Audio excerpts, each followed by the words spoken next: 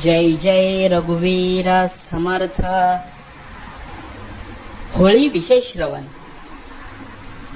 विषयांची होळी, विकारांची होळी जर नाही झाली तर अन्यथा ते विषय आणि विकार पूर्णपणे खोळून जातात.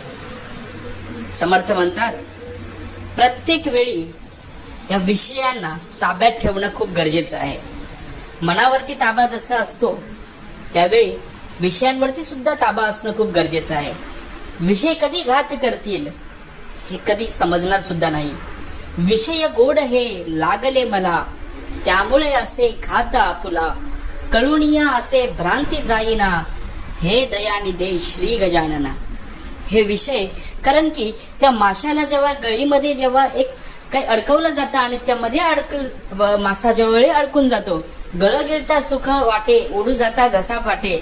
विषय विकार सुद्धा काम क्रोध लोभ मद मत्सर दंभ संशय चिंता, हे सुद्धा विषय विकार पूर्णपणे ज्याप्रमाणे ज्यामध्ये मासा जसा अडकून जातो तसा मनुष्य सुद्धा यामध्ये अडकून जातो. लोभापायी आज भरपूर मनुष्य अडकून गेलेला आहे.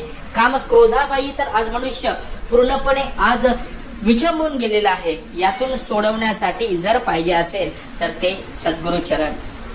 आज या विषयांपासून मुक्त आणि विकारांपासून जर मुक्त व्हायचं असेल तर जा सद्गुरूशी शरण.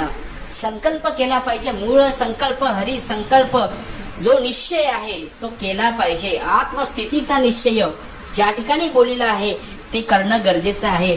विषयांपासून मुक्तता आणि विषय कशी अडवून माणसाला आज प्रत्येकाला त्या द्रुत गतीने नेऊ शकतात, त्यापेक्षा उत्तम उपासना श्रवण करून मनुष्य कशा पद्धतीने उत्तम होईल याचा विचार नक्की केला पाहिजे.